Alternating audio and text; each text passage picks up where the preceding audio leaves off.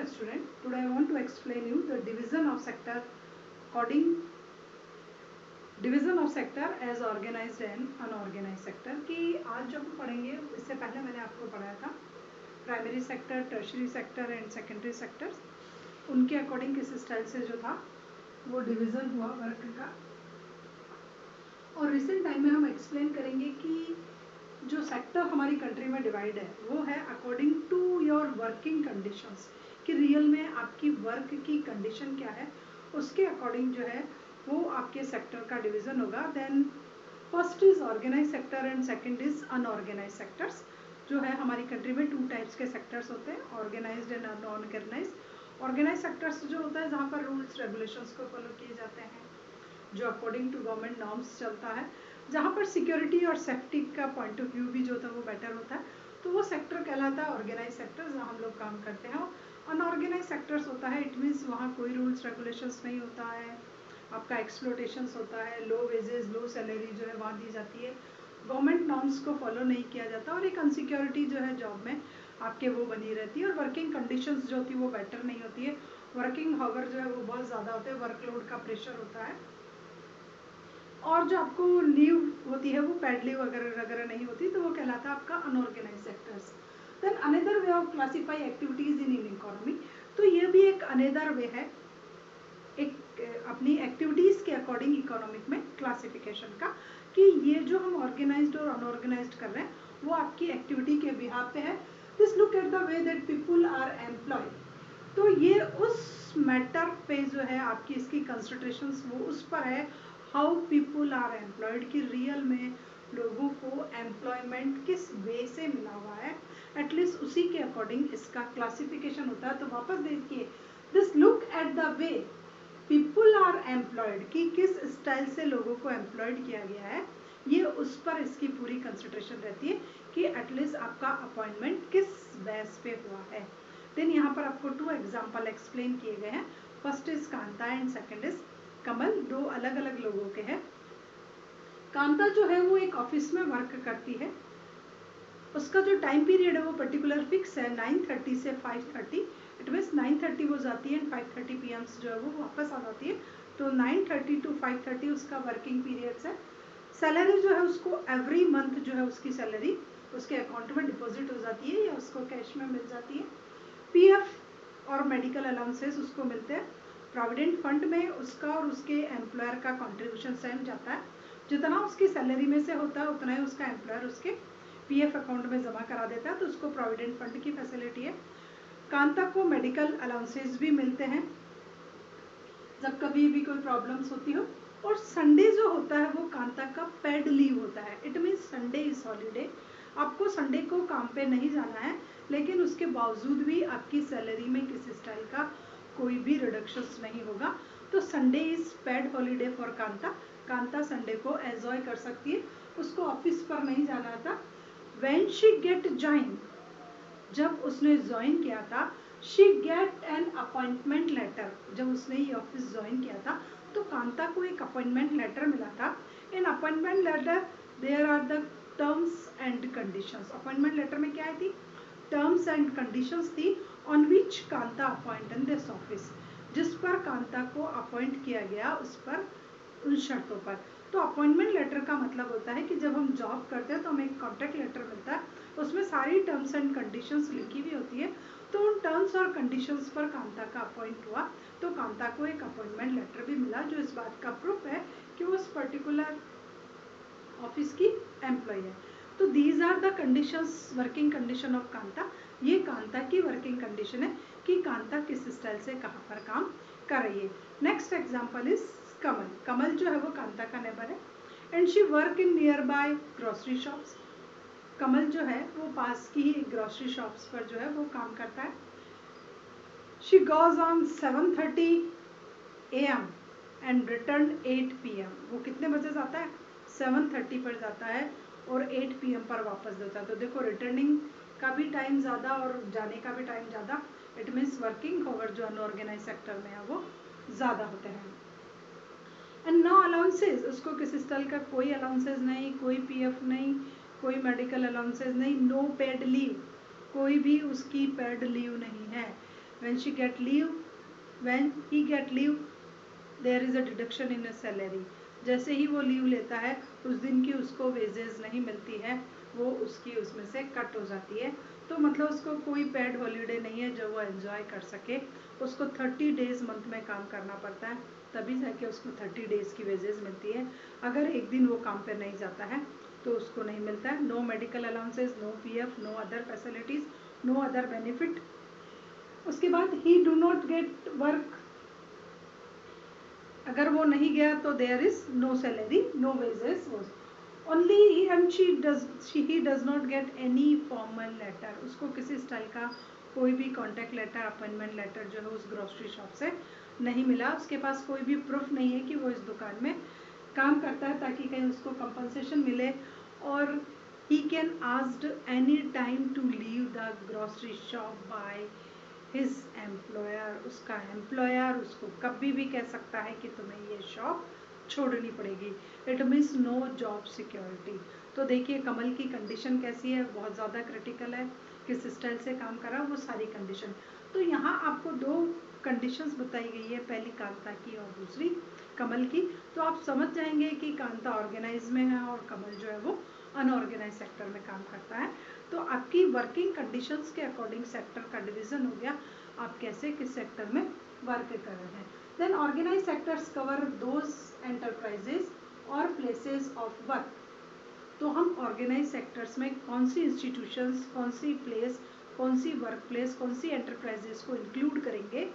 तो organise sector cover those enterprises और place of work where the terms of employment are regular. सबसे पहले where the terms of employment are regular, जहाँ पर आपके appointment होने की टर्म्स और कंडीशंस होती है वो रेगुलर होती है। देखिए ऑर्गेनाइज सेक्टर्स किसको कहेंगे, कौन सी वर्किंग प्लेस को कहेंगे, where the terms of employment are regular, जहाँ पर आपके एम्प्लॉयमेंट की जो टर्म्स होगी वो बिल्कुल रेगुलर होगी, कहीं कोई बीच में आपके जो है जॉब में किसी प्रकार का कोई भी डिविजन्स जो है वो नहीं आएगा।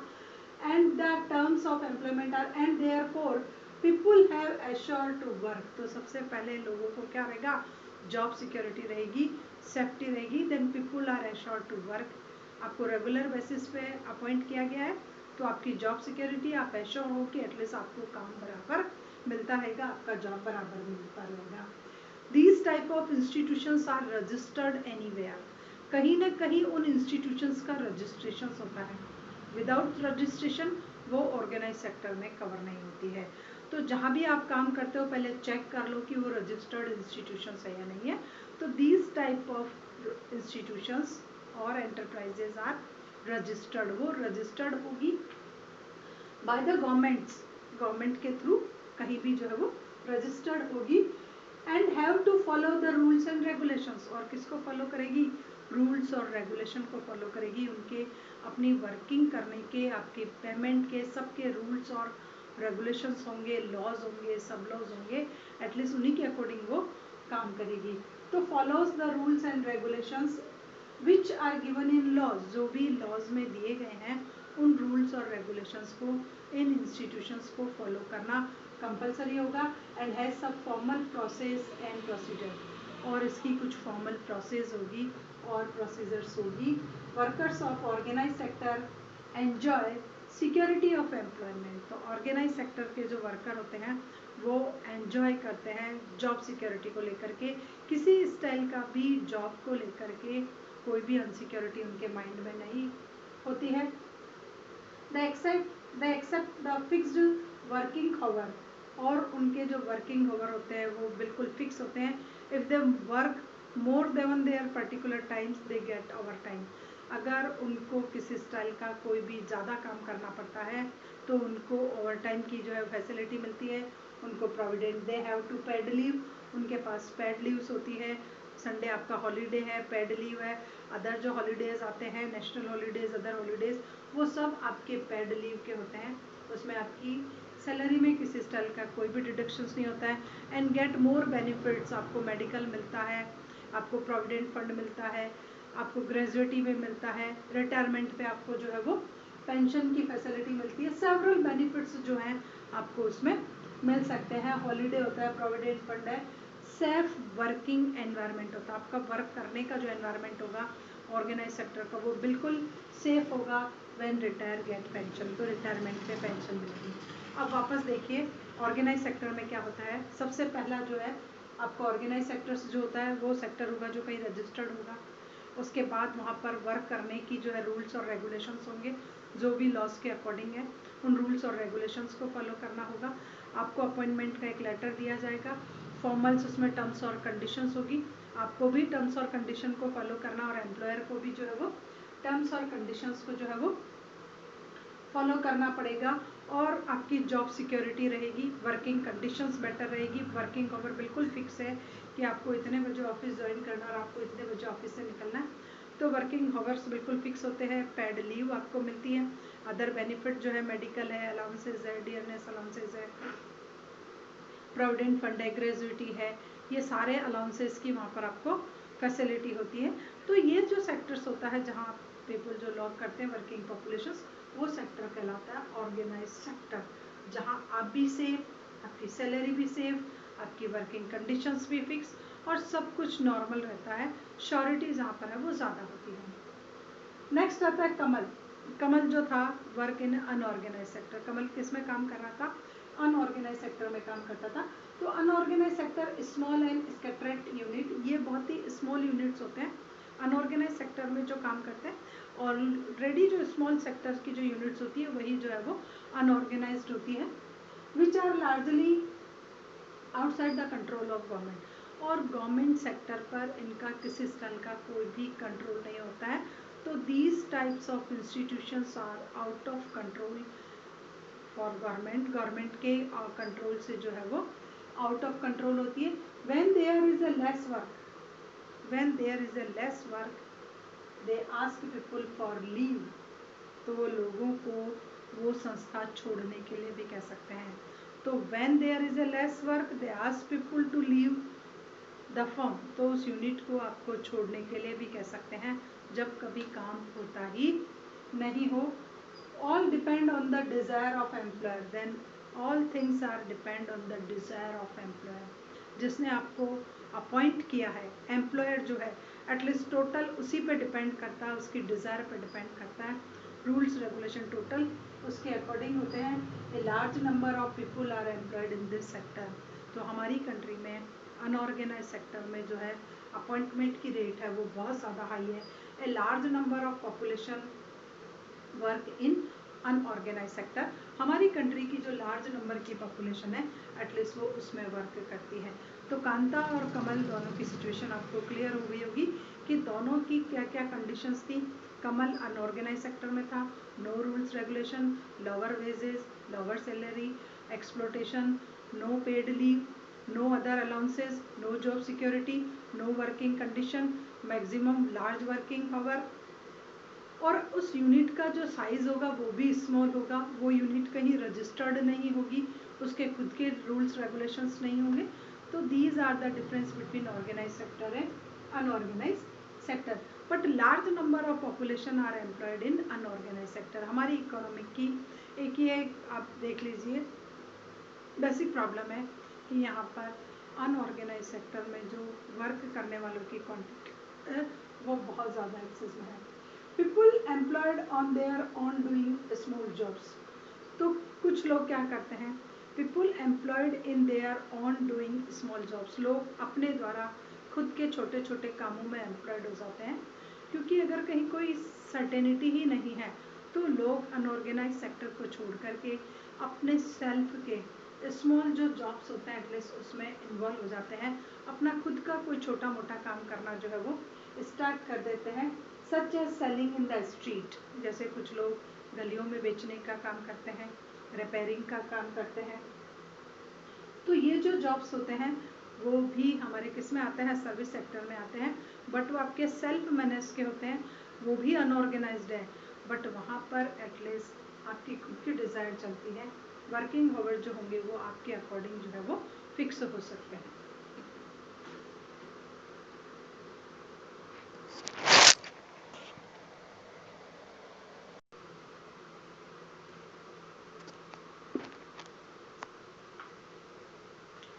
स्टूडेंट, इससे पहले मैंने आपका ऑर्गेनाइज और अनऑर्गेनाइज सेक्टर में जो डिफरेंस था एटलीस्ट वो बताया कि कांता और कमल की क्या सिचुएशन थी।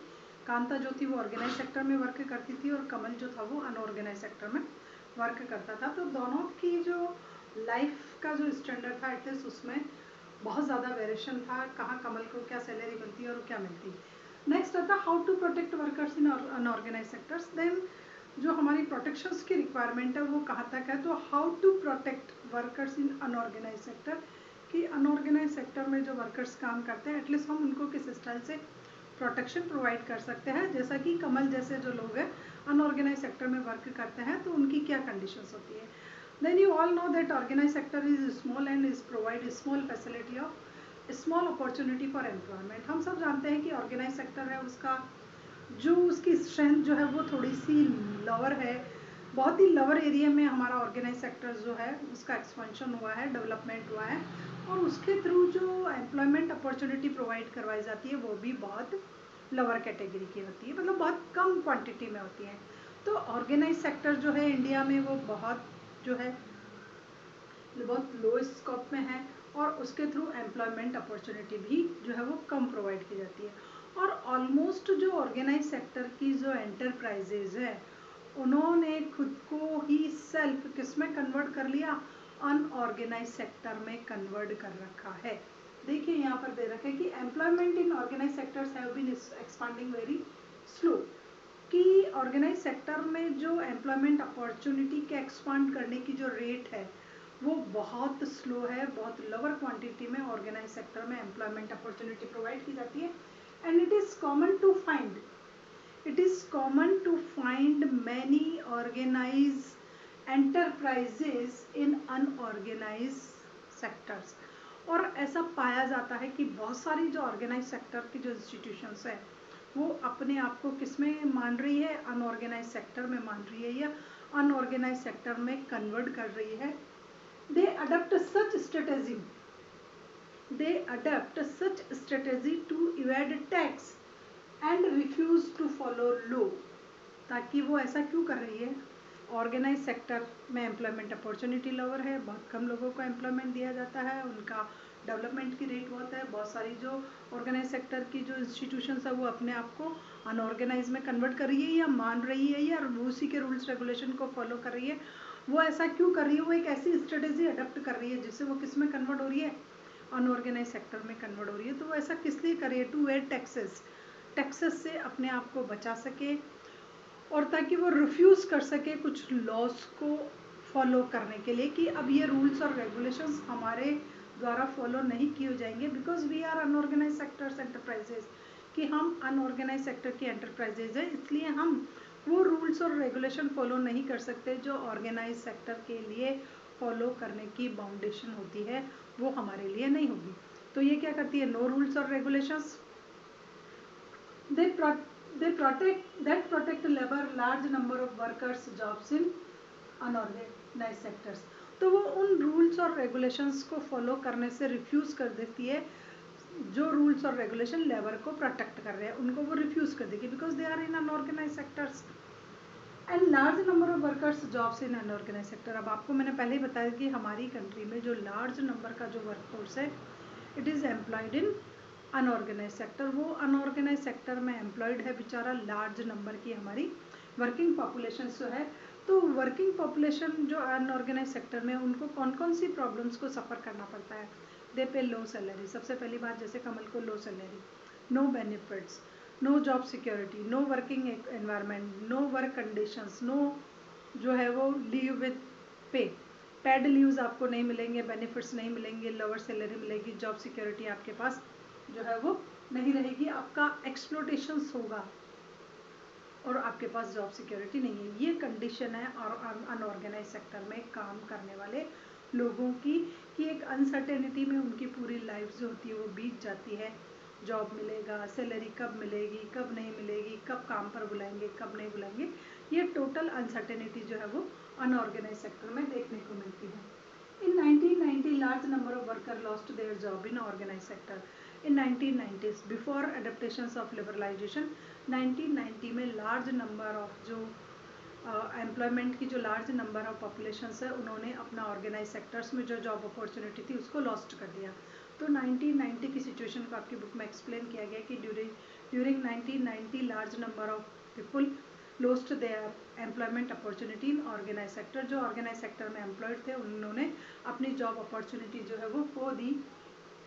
And force to work in unorganised sector, और उनको फोर्स किया गया कि they work in unorganised sector, कि वो अनऑर्गेनाइज सेक्टर में काम करें। कुछ फोर्स तो आपका सेल्फ का होता है, कुछ आपकी मजबूरी होती है कि आपको एम्प्लॉयमेंट नहीं मिल रहा तो आपको मजबूरी में अनऑर्गेनाइज सेक्टर में भी वर्क करना पड़ता है। तो जब उनकी जॉब अपॉर्चुनिटी चली गई थी तो they force to work in unorganised sector, उनको अनऑर्गेनाइज सेक्टर में जो है वो वर्क करने के लिए फोर्स किया गया। अनऑर्गेनाइज सेक्टर में वर्क करने के लिए फोर्स किया गया, सारी वही टर्म्स और वही कंडीशन थी।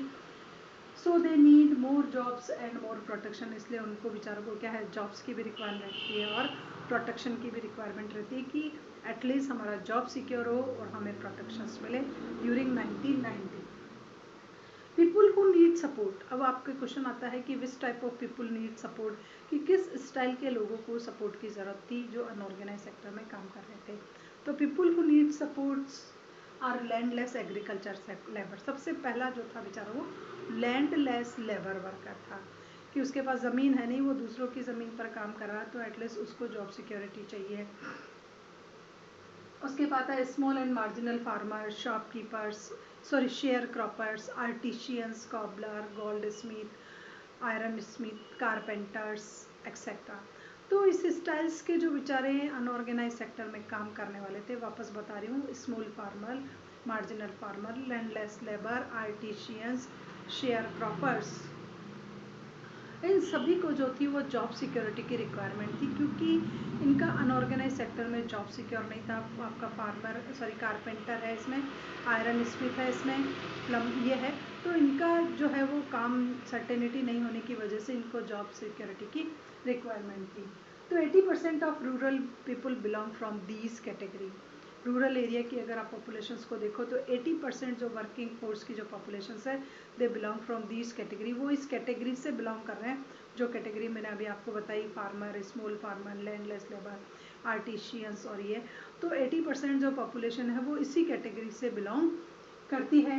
And they need support and adequate facility. अब उनको क्या चाहिए, सपोर्ट चाहिए। इस स्टाइल की जो कैटेगरी है उन सबको क्या कहते हैं, they need support from government, वो गवर्नमेंट से सपोर्ट चाहते हैं, एडिकेट फैसिलिटी चाहते हैं जॉब के लिए, इनपुट्स चाहते हैं एग्रीकल्चर के लिए, इक्विपमेंट्स चाहते हैं, सीड्स उनकी जो है वो बेसिक रिक्वायरमेंट है, credit facility, storage, marketing etcetera जो ये उनकी रिक्वायरमेंट बन जाती है। तो वापस देखो 80% पॉपुलेशन जो है अर्बन रूरल एरिया की वो इसी कैटेगरी से बिलोंग करती है। They want to need support from government, वो गवर्नमेंट से सपोर्ट चाहती है, एडिकेट फैसिलिटी चाहते हैं, वो चाहते हैं कि गवर्नमेंट उनको क्रेडिट फैसिलिटी जो है वो प्रोवाइड करे, लोन वगैरह मिल जाएगा तो अपना काम कर सकते हैं, मार्केटिंग में उनकी हेल्प करे कि वो सेल करे क्रॉप तो कहाँ ले जा करके करे, उसका प्राइस गवर्नमेंट उनको बताए, स्टोरेज की फैसिलिटी गवर्नमेंट उनको प्रॉपर दे ताकि वो अपनी क्रॉप्स का जो है वो स्टोर कर सके। तो इनपुट एग्रीकल्चर इनपुट्स उनको प्रोवाइड कराए, ट्रैक्टर, थ्रेशर, हार्वेस्टर्स एक्सेट्रा। तो इस स्टाइल की फैसिलिटी की उनकी बेसिक रिक्वायरमेंट रहती है। तो ये लोग यही चाहते हैं कि उनको जॉब से सिक्योरिटी मिले, प्रोटेक्शन मिले, एडिकेट फैसिलिटी जो है वो मिले इन अर्बन एरिया। तो ये सारी पिक्चर जो थी वो तो कौन से एरिया की थी, रूरल एरिया की थी, कि रूरल एरिया में इस स्टाइल की जो है अनऑर्गेनाइज सेक्टर की पिक्चर है, इसलिए उन लोगों को सपोर्ट की रिक्वायरमेंट है। अब आते हैं in urban area unorganize sectors. अब अर्बन एरिया में भी अनऑर्गेनाइज सेक्टर्स जो है वो काम करता है, लार्ज नंबर ऑफ पॉपुलेशन जो है वहाँ भी एम्प्लॉयमेंट अपॉर्चुनिटी मिलती है, वहाँ भी उनकी सेम वही कंडीशन है जो रूरल एरिया में, लो सैलरी, एक्सप्लोटेशन एक्सेट्रा। तो workers in small scale industries, अब यहाँ पर जो है अर्बन एरिया में workers in small scale industry, लोग कहाँ काम कर रहे हैं, स्मॉल स्केल इंडस्ट्री में काम कर रहे हैं। कुछ कैजुअल वर्कर्स हैं, देखो सबसे पहला तो स्मॉल जो है स्मॉल एंड जो स्मॉल स्केल इंडस्ट्री में वर्क कर रहे हैं वो, फिर कुछ कैजुअल वर्क करने वाले लेबर हैं जो कहाँ काम करते हैं, किसी कंस्ट्रक्शन साइट पे काम करते हैं, कहीं ट्रेड ट्रांसपोर्टेशंस में जो है ये वर्कर्स जो है वहाँ काम कर रहे हैं। And those who work as street vendors, और कुछ लोग जो है वो स्ट्रीट वेंडर है, गलियों में जा कर के हॉकर्स का काम करते हैं, वेंडर्स का काम करते हैं। हैंड लॉड वर्कर्स, हैंड जो पुशिंग जो होती है आपके हैंड कार्ट उसका होता है। Garment packers and rag pickers और गारमेंट्स। तो ये सारे वर्कर्स जो है वो अर्बन एरिया में अवेलेबल रहते हैं और उनको भी इसी स्टाइल की जॉब सिक्योरिटी की रिक्वायरमेंट रहती है। तो आपको मालूम है अर्बन एरिया में कौन होता है, स्मॉल स्केल इंडस्ट्री में काम करने वाला, और जो है कैजुअल वर्कर है, चाहे वो किसी कंस्ट्रक्शन के साइट पे हो, चाहे वो ट्रेड में हो, चाहे वो ट्रांसपोर्टेशंस में हो, वो वाला वर्कर्स है। उसके बाद जो है जो स्ट्रीट में वेंडर्स करते हैं, गलियों में ले जा करके सामान बेचते हैं, वो लोग हैं। हार्ड कार्ट पुशिंग है, हैंड कार्ट पुशिंग है, जो हैंड से जो कार्ट को पुश करते हैं उन लोगों में है। तो इन लोगों में भी जॉब अनसर्टेनिटी रहती है, इनको डेली की वेजेस लोअर होती है, अर्निंग बहुत लोअर होती है, लाइफ को बहुत सर्वाइव से होते हैं, कि क्रिटिकल लाइफ जो होती है एटलीस्ट वो स्टाइल से करते हैं। तो majority and small scale industry also need support for raw material and marketing of output. इनको किसके लिए चाहिए, they need support for raw material, marketing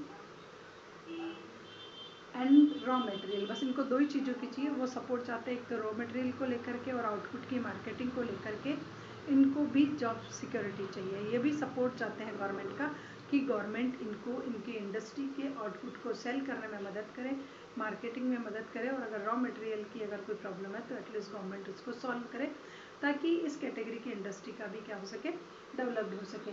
तो मेजोरिटी ऑफ वर्कर्स, अब जो मेजोरिटी ऑफ वर्कर्स होते हैं वो SC ST and backward classes से होते हैं। मेजोरिटी ऑफ वर्कर्स जो होते हैं इस कैटेगरी में, अर्बन में लो चाहे रूरल में लो आप, तो वो मोस्टली जो होते हैं वो SC ST या कोई बैकवर्ड क्लासेस है, एटलीस्ट वहाँ से बिलोंग करते हैं। उनका अर्निंग ऑलरेडी पहले से ही बहुत लोअर होता है, इकोनॉमिक कंडीशन वैसे ही बहुत क्रिटिकल होती है, और अनऑर्गेनाइज सेक्टर में काम करने से इनकी इकोनॉमिक कंडीशन और ज़्यादा क्रिटिकल हो जाती है। तो जो वर्क फोर्स है वो लोअर कैटेगरी की है, and beside getting low paid work they facing social discriminating also। अब एक तो उनको लो सैलरी मिलती है, लो पेड सैलरी में काम कर रहे हैं, ऊपर से beside facing the problem of low wage salary they also facing the problem of social discrimination। उनके साथ social discrimination होता है सोसाइटी में। जो हमारे दो सेक्शन है, रिच और पुअर, उनके बीच में एक डिस्क्रिमिनेशन है, वैसा डिस्क्रिमिनेशन उनको फेस करना पड़ता है। तो उनकी लाइफ और ज़्यादा क्रिटिकल हो जाती है, कि एक तो इनकम का सोर्स कम, ऊपर से सोसाइटी में जो है उनके साथ एक डिस्क्रिमिनेटिंग बिहेवियर होता है, उनको हर जगह अपॉर्चुनिटी कम से कम अवेलेबल कराई जाती है। सो प्रोटेक्टिंग एंड सपोर्ट बहुत necessary for economic and social development. इसलिए उनको प्रोटेक्ट करना, वो भी प्रोटेक्शन और सपोर्ट की रिक्वायरमेंट करते हैं, किससे, गवर्नमेंट से, कि गवर्नमेंट उनको प्रोटेक्ट करे। तो गवर्नमेंट ने इसीलिए रिजर्वेशन जो है कैटेगरी उसको फॉलो कर रखा। तो they want to need support from government, वो गवर्नमेंट से सपोर्ट की रिक्वायरमेंट करते हैं कि गवर्नमेंट उनको सपोर्ट करे, उनके रिक्वायरमेंट को फुलफिल करे। And this support is necessary for economic and social development. और इस स्टाइल का जो सपोर्ट है वो इकोनॉमिक और सोशल वेलफेयर इन दोनों को लेकर के बहुत ज़्यादा कंपलसरी है। जब इस हमारी इकोनॉमी में इस स्टाइल का डिस्क्रिमिनेशन लोअर हो जाएगा, गवर्नमेंट सपोर्ट करने लगेगी, तो इकोनॉमिक डेवलपमेंट की रेट भी रैपिड रेट से इंक्रीज होगी और सोशल डेवलपमेंट भी होगा। तो यहाँ जो आपका टॉपिक था कि how to protect worker in unorganised sector, कि अनऑर्गेनाइज सेक्टर में जो वर्कर्स होते हैं गवर्नमेंट उनको किस स्टाइल से सपोर्ट करे। तो आपने दो कैटेगरी में पढ़ा, रूरल एरिया और अर्बन एरिया। रूरल में आपने जो है ऑलमोस्ट प्राइमरी सेक्टर्स वालों को सपोर्ट की रिक्वायरमेंट थी, और रूरल एरिया में जो है स्मॉल स्केल इंडस्ट्री और उस सेक्टर्स को उसकी रिक्वायरमेंट थी, और लास्ट में हमने सर्विस सेक्टर वालों को भी पढ़ा। तो इस स्टाइल से प्रोटेक्शन और सपोर्ट की नीड हर सेक्टर के लोगों को पड़ती है, जहाँ पर सैलरी लोअर हो, किसी स्टाइल का कोई भी नॉर्म्स नहीं हो, जहाँ एक्सप्लोटेशन ज़्यादा होता हो, उस कैटेगरी के लोग हमेशा गवर्नमेंट से सपोर्ट की रिक्वायरमेंट जो है वो करते रहेंगे। And this support is necessary for economic development. और किसी भी कंट्री का डेवलपमेंट तभी हो पाएगा जब हमारी गवर्नमेंट इस स्टाइल का सपोर्ट कंटिन्यूस करेगी।